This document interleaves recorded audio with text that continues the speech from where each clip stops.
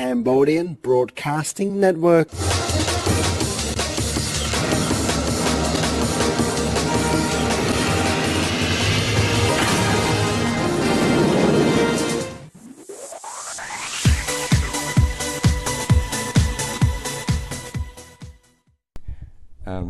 Good morning, Susan.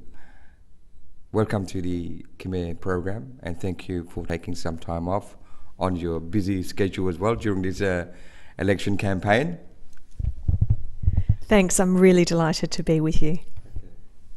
So if I could start off by asking you a bit about democracy in Australia, because in Cambodia, we kind of lost track because there's been a lot of political turmoil in Cambodia.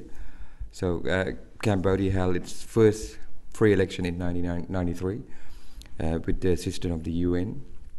Now, would you explain what is a true democratic society is? I'm going to get the quote slightly wrong, but I think Winston Churchill said something like democracy is the worst possible form of government except for all the others. So democracy is hard, it's difficult, it's messy, but it's still the best possible option that we have as human beings for getting along with each other. And different countries have different emphases in democracy, but the fundamental basis is that everybody gets a vote and everybody is able to exercise that vote without fear of the consequences. In Australia, we have an extra variant to that, which I think is fantastic, but other countries are less convinced by, which is that everyone has to show up to vote. So most of our equivalent democracies in England, in the US, they don't have to vote. So a lot of the effort made by politicians is to persuade people who will vote for them that it's worth getting up that day and going to the polling booth and voting. In Australia, we have this compulsory voting, which means that everybody knows that on election day they have to get up and they have to vote. And even though that makes some of them a bit grumpy, in fact, they're being required to be part of a political process that guarantees their freedom and their rights. Because if everyone has to vote, then a politician has to listen to everybody. Yeah. And I think that's really, really important. The idea that a vote is secret, that no one knows how you voted, and that there are no consequences for you, is absolutely essential. It's also important that if you are active with a political party, that you not be discriminated against for that. And I think that we do pretty well in Australia. I think we always have to guard, we always have to be careful, but we have a culture that has had a lot of years to get used to that idea. And in fact, we're at that point where people go, oh, do I have to vote? What's this? I'm a little bored.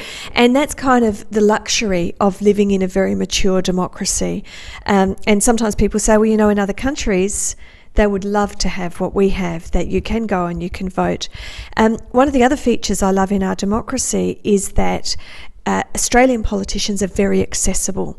You can meet us and you can tell us exactly what you think. You can look at us on Facebook and you can tell us what you think about us, and people do. And I think that is absolutely brilliant.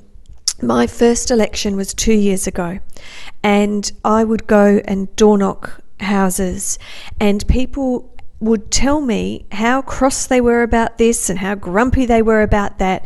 And then most of them would say, it's not about you, love. You're fine, thank you, but you've shown up and you've asked me. And I love that politicians in Australia are available to hear exactly what people think. And of course, no one likes to be yelled at. I don't like being yelled at, but I accept it as a healthy part of the democracy, that people feel that they can do that. And equally, people will just give you ideas or suggestions, or they'll have a particular problem that we can help solve. And so one of the lovely things working in this office is how many people come here and say, I've got a problem with my electricity bill, I've got a problem with how to get a particular service out of the government. And we can help them work out how to do that. Wonderful thing to be able to do. So I think we have a pretty good democracy, and our democracy will remain strong as long as it's open and people know that they can say what they think, and as long as people keep voting. Because as long as I know that there are 20,000 people who choose whether I have my job or not, I'm going to be accountable to them, aren't I? And that's how it should be. Thank you. Now, as the MP for Port Adelaide, as you mentioned, I know there's a large number of Cambodian population living up north, and some of them are in your electorate.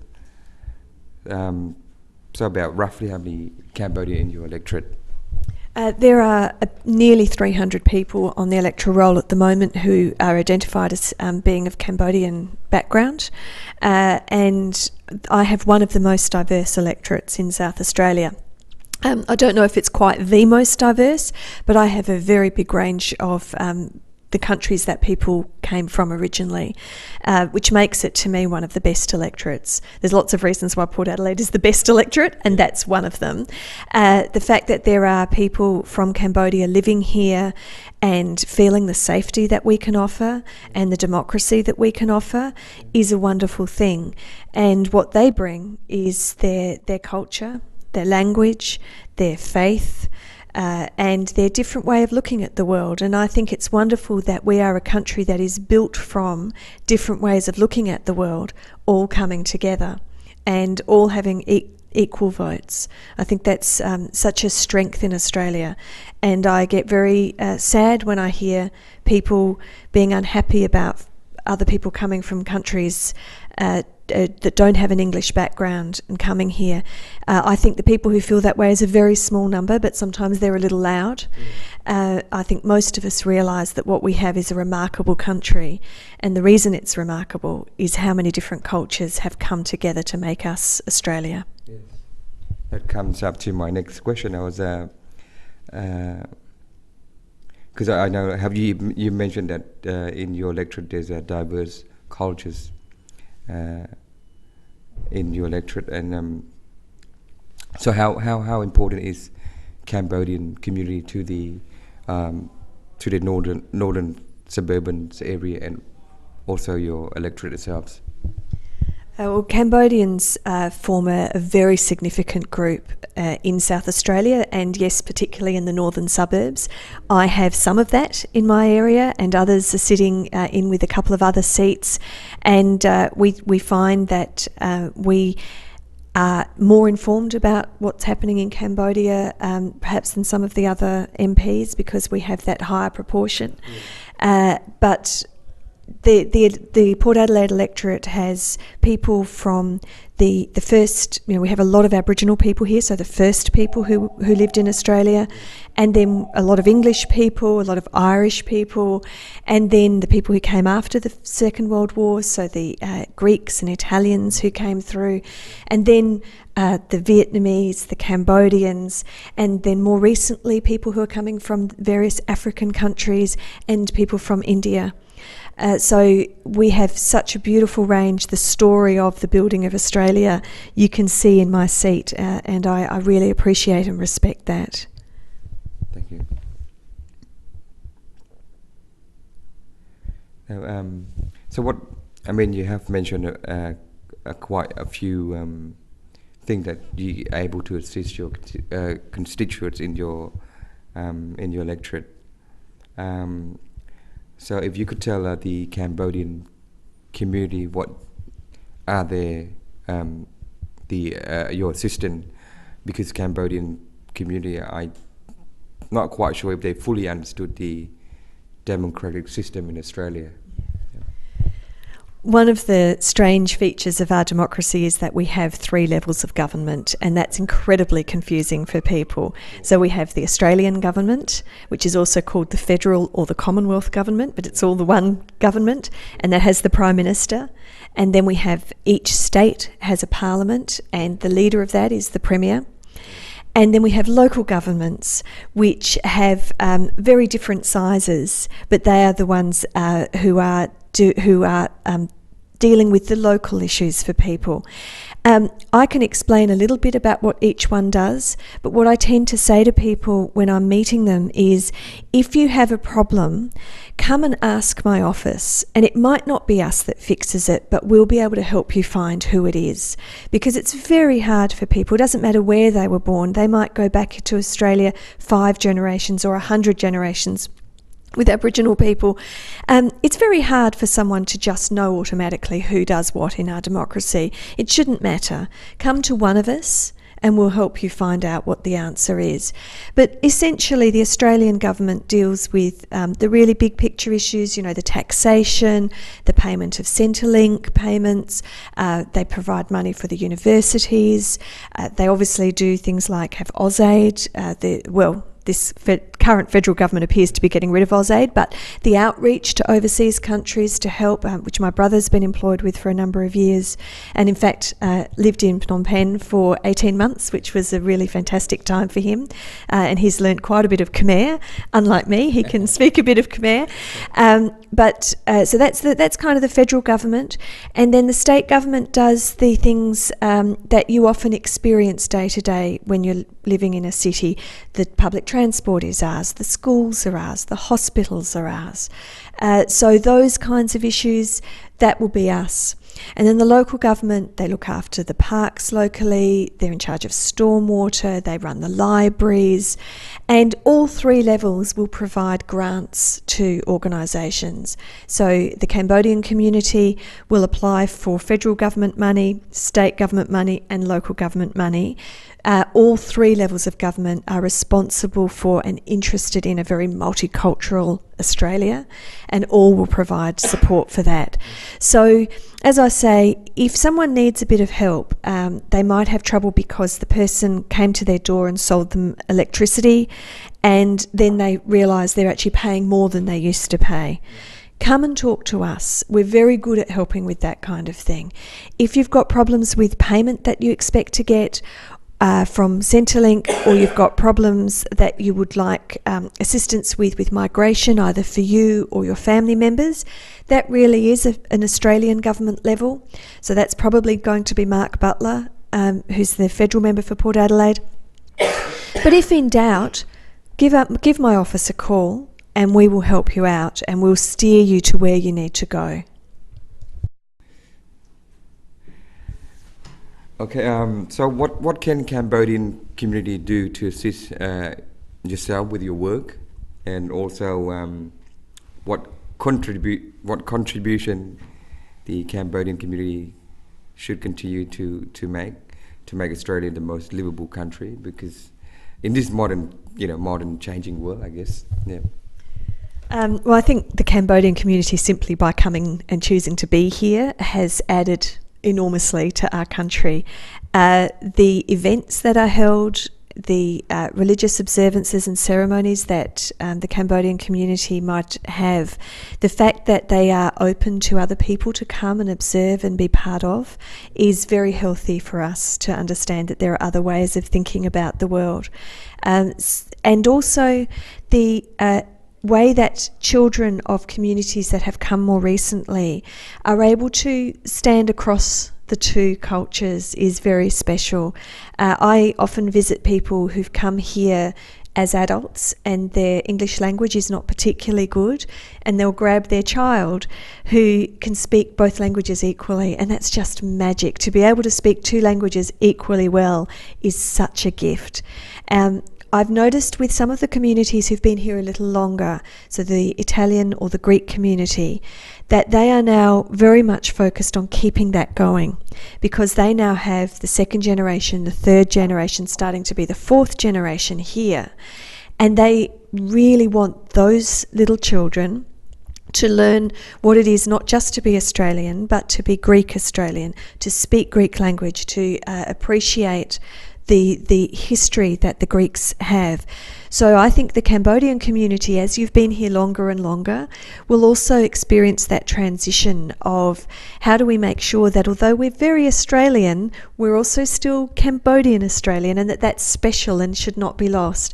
And I'm someone who believes very much in the importance of language, and I think the more languages we keep alive, the better for all of us, because every way that you describe something is different in different languages.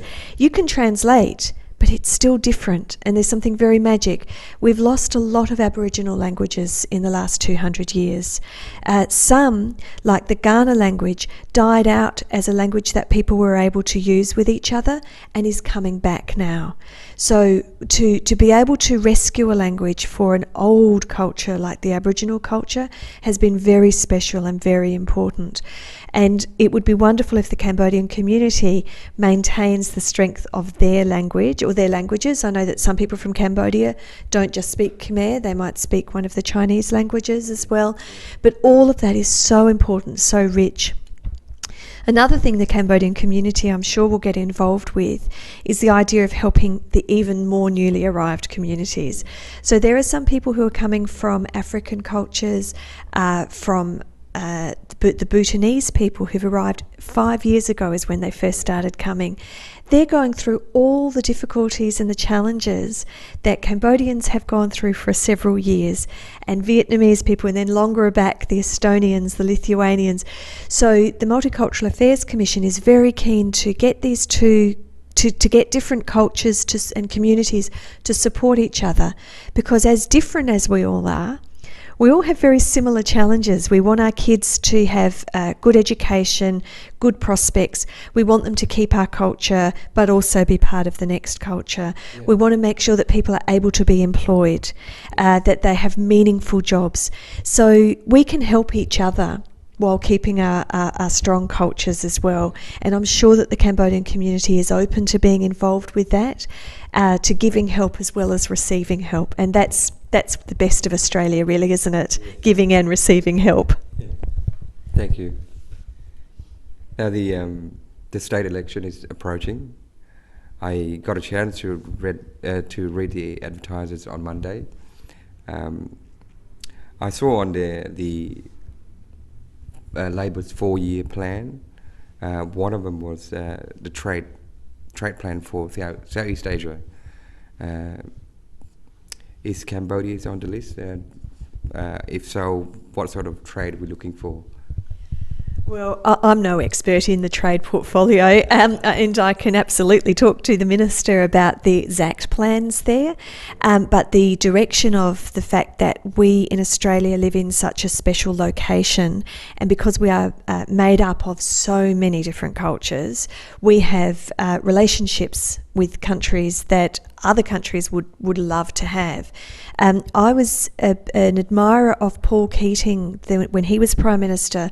His very clear desire for us to understand that we are located within Southeast Asia, that we are in many ways a European culture because of the strength of the English, Scottish, Welsh and Irish people who came here in such big numbers initially.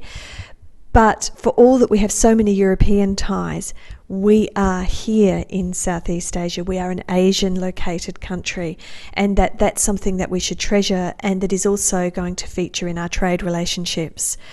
So I think that's what's important, that we make things that we can sell, that we buy things, that we have that exchange of goods. Let's talk about the relationship between Australia and Cambodia. I think Australia had a relationship with Cambodia for many years. From my memory, I think Gareth Evan, he went to study in Cambodia sometimes. Possibly in his in the 60s, and he was the foreign minister for Labour Party in the 90s. Now he helped steer the Cambodian to the peace accord known as the 1991 Paris Accord. my question is like, how do you see the Abbott government at the moment with Julie Bishop as a foreign minister? Do you think Australia have a good relationship with Cambodia? Or? This is a hard area for me to get into because I'm a state politician, and I do try very much not to intrude on the federal level to great an extent. But I'm also coming up for an election, obviously, and I'm part of a Labor government, and I'm a very proud Labor member. And our current Australian government is from the other side. So I am concerned about signs that I see with the current federal government.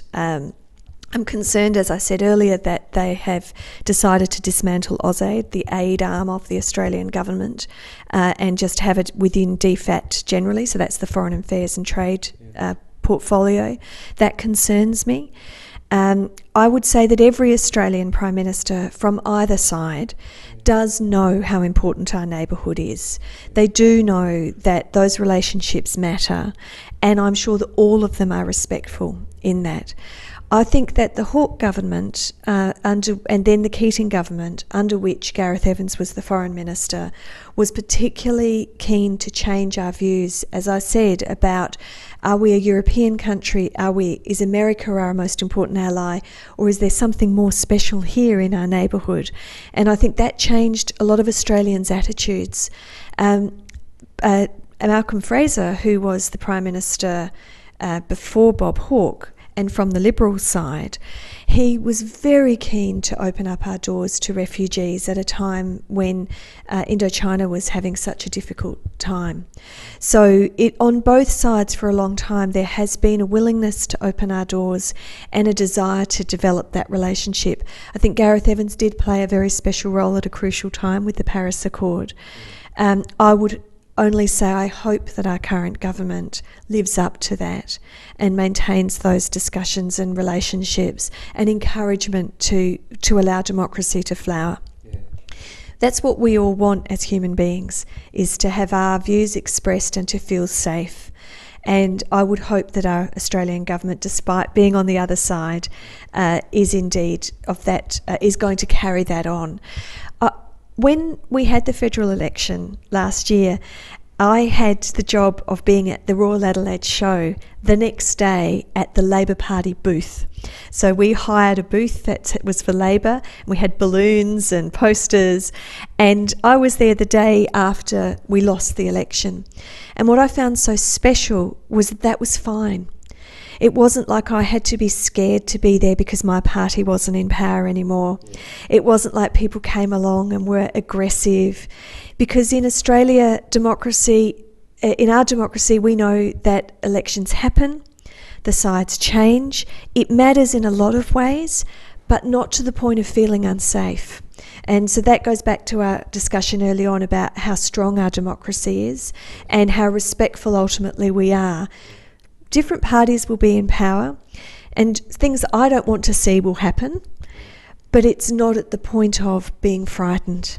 And I think that's something that we hold dear and we should hold dear.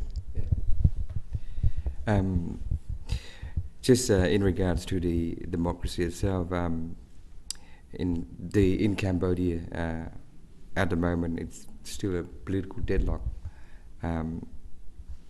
Cambodians are very hungry for true democracy like Australia, if I could put it that way. And in Adelaide we have a large number of supporters of the opposition in Cambodia.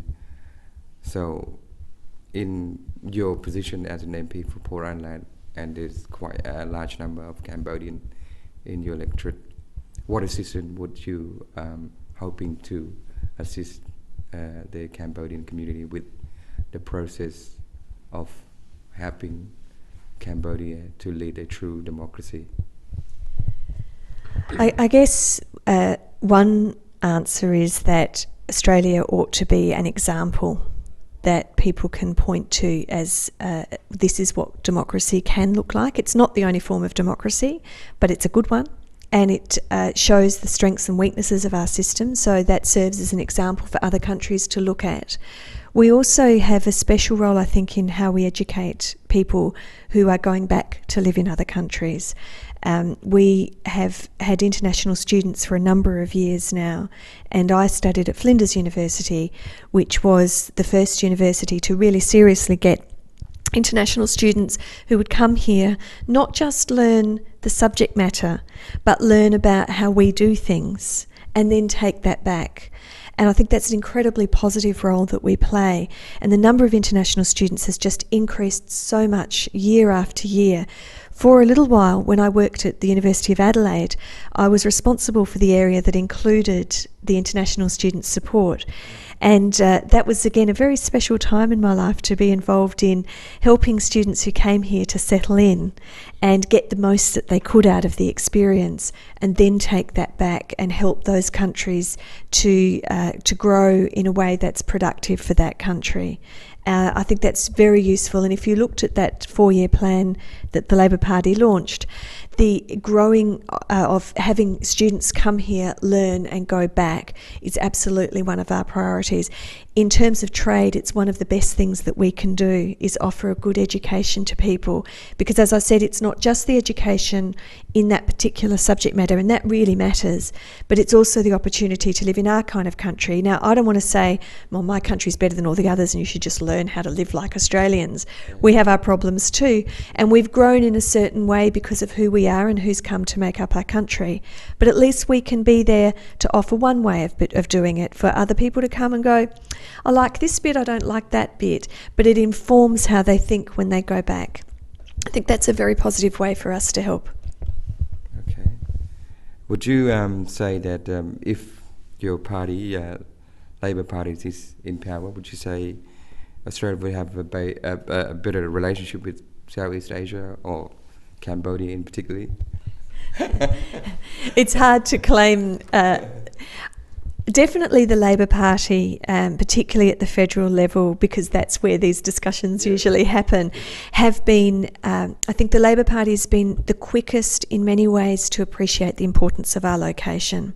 And, the Hawke government, and particularly the Keating government, that facing Asia and embracing Asia and saying, yes, this is our neighbourhood and we belong here, has been very much a Labor view.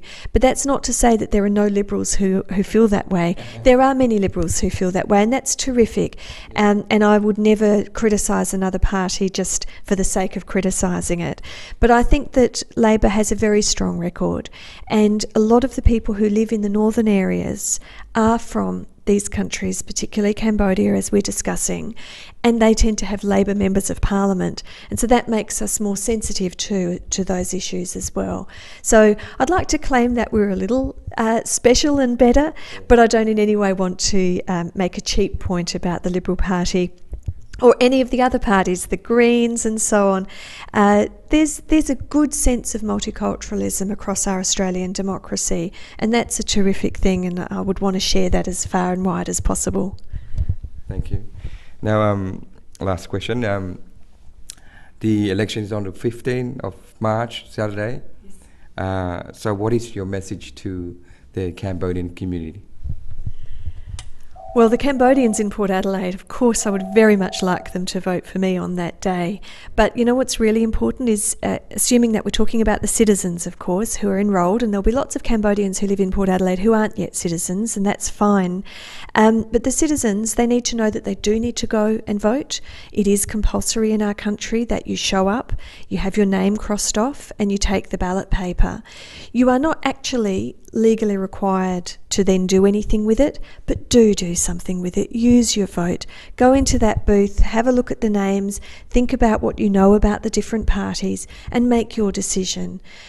Make sure that your vote is legible so that people can read the numbers. If you need help, ask the people there. That's what that Electoral Commission does. They don't care how you vote. They are genuinely not interested in the result of the election. They want to know that the process is fair. And if you need any help at all, you just ask them. Make sure that it's clear to you what you're doing. This vote is precious, and you should exercise it carefully and think about it. That's what I'd ask you to do. Thank you. Thank you for your time today, Susan. Hopefully in the future we are able to interview again. Thank you. I'll try to get my brother to come and visit and he can speak to you in Khmer. That would be fun. Thank you. 5 EBI FM 103.1 MHz